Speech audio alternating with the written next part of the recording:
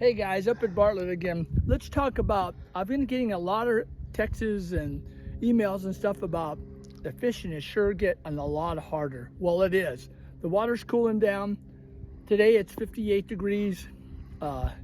We're off on the side. I'm gonna try to catch some fish off this steep stuff here. In the wintertime, in the summer, I like fishing vertical stuff because the fish can move up and down with no problem at all, and they don't have to exert themselves. I'm going to start with a brush hog, a typical brush hog. If I don't get bit, I'm going to switch to a money shot with the big tail so that it moves a lot of water. These brush hogs, they got these tills on the back, and boy, these things really work good. They turn a lot of water, and the fish seem to like them. And the money shot, made by 5150, that has a nice squiggly tail too, okay?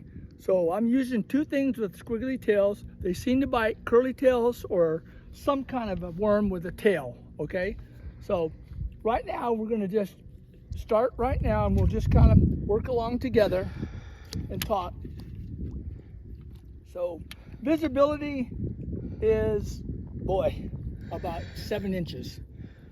Usually the bass can see 5 times greater than us. So if I can see 1 foot, they can see 5 foot. All right, so let's just kind of keep my boat out in 35, 40 feet. I like to throw it, you know, closer to anything that's sticking out closer off the bank a little bit more. And I know that the fish are going to be in 10 to 20 feet of water. They always are. And they may not be big, but they're going to be fish. So let's just make a cast. I don't leave it in there and drag it for too long. I'll throw it out. I never throw it right on the bank. I throw it 10 feet from the bank. Boy, there's a lot of fish in 29, 30 feet of water. So I'm going to move my bait down off these things just a little bit further. There it is. All you're going to feel, folks, is just a little tiny tick. And if you don't set the hook, you're not going to get them. So you have to feel that. Boy, he's deep too. He's 30 feet, the minimum of 30 feet. So that means he's in even colder water down there. I'm just going to reel it real slow. He's coming up. Oh, there he is. He already came up.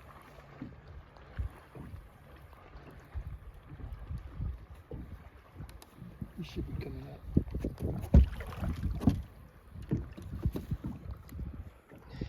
Boy, he is deep.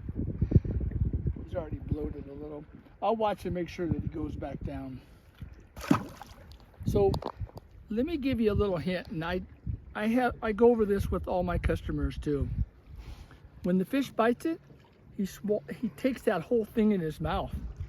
The weight, the hook, the bait, that's in his mouth. I move the bait a little bit, then I stop. Move the bait a little bit, then I stop. When I stop is when he bites. So if you're popping it along and you move it a little bit and you stop and you feel anything, it's in his mouth, it's a bite. Start reeling, jerk it, you got him. I do suggest that if you're a fisherman and you want to get better, tungsten is a lot better than lead, okay? Tungsten weight. It's made of a higher alloy, and you'll catch more fish if you start using it. You don't lose hardly any of them, you know. All right, let's re-throw out again.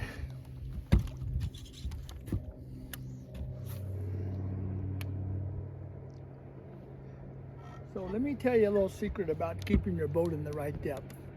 Too many people, if the fish are in 15, 20 feet of water, guys, don't put your boat in 15, 20 feet and cast to the bank. Put your boat in 30 or 35 feet. You want to cast your lure where the fish are, off the bank. And if they're in 10 feet of water, don't cast on the bank. Cast maybe a little bit off the bank so it drops right on their head. You'll get more bites that way, you know. So, and if I'm in a hurry and I don't want to wait or work that all the way back to the boat, I'll throw it in. I'll work it just a little bit, and then I stop.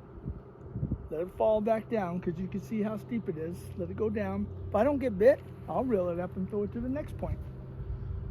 This is a good place right here just to catch fish. I don't ever catch any really big ones, but I catch a lot of nice 1.5-pounders here on this deep stuff during the summer and the winter. So I'm in 32 feet of water right now, and there's fish on the bottom. There's almost fish everywhere you go, and they could be in 10 feet or 15 or 20 feet. So I've already shook that down there, so I'm going to throw it out again. All right. Sometimes I try it shallow, and then sometimes I work it down a little bit deeper. You got to keep going on it.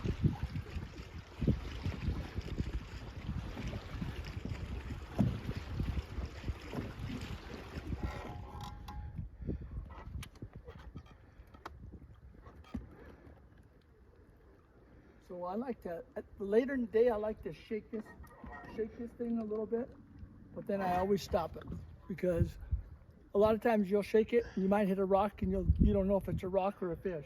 If you're shaking it like this, and you stop, and it bites, then you know it's a fish. There's a lot of fish here. Shake, stop. All right, now there was a bump there. I don't know if it's a tungsten or I don't know if it's a fish. So I'm gonna reel, my rod's bending over.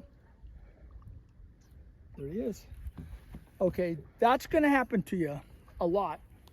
If you're using tungsten, it really ticks those rocks. And a lot of times you don't know you got one, or you can't tell.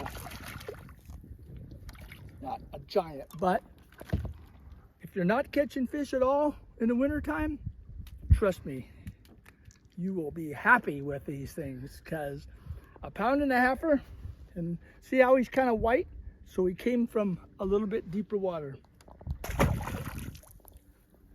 So that was the brush hog. Let's try something a little bit different. I know these 5150 money shots that they used to make catch a lot of fish. They work at Apache last week. They worked at Roosevelt last week. So let me just dip this tail, and I just want to dip it just a little bit, okay? Just a little. I always put it in the water, let it set. All right, now I'm going to cast out again. Here we go. So when I look at a shoreline, guys, I don't sit there and just cast. I'm looking for anything that sticks out, anything further, like right that rock. There could be a fish right there, you know. So I'll let it go down. Remember, we're fishing on a 90-degree angle right here. So it's on the bottom. I drop my rod like this. I'm only using 3/16. Shake it a little bit. Drop my rod down. Go slack again. Shake it a little bit. Work it down to that 15, 20 foot, 25 foot level. Sometimes they're in 30. Nothing. Let me throw it back out again. I could tell you this, since I'm on the water so much. During the wintertime, these bass will pull up on this sand. And the reason is, it's warmer water. That sand heats up more than the rocks, I think. I think that's about the reason why. I don't catch them on the sand in the summer, but I catch them on the sand in the winter. All right, I'm in 35 feet of water. I'm not right on there. So I'll make a long cast up. Again, I use a real light reel, Phoenix rod from Phoenix Fishing, and a small little lures from the Bass Pro Shop. I'm just going to pull that along slow. Slow down too. Don't be jerking that thing around a lot. Just move that worm real slow. Sometimes I just pull it and just drag it.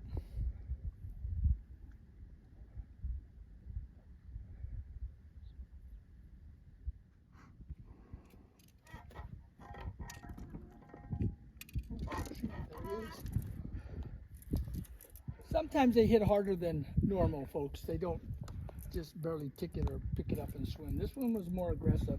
it wasn't as deep. It was about 15, 18 feet. The other ones were deeper, 25. One was at 30. Ooh. There he is. These are just nice Bartlett Lake bass, you know, just a little bit bigger.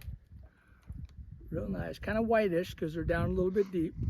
But I tell you what, you catch some of those in the wintertime, you're going to be really happy that you did. You know?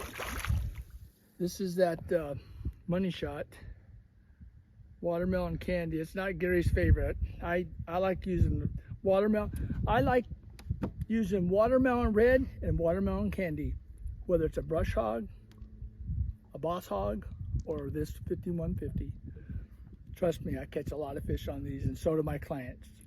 Hey guys, thanks for watching. I hope you can key in on some of these tips, and I hope that it helps you. And thanks for the nice, kind words a lot of you leave on the videos. So, all right, you've been watching Gary Sam Fish in Arizona.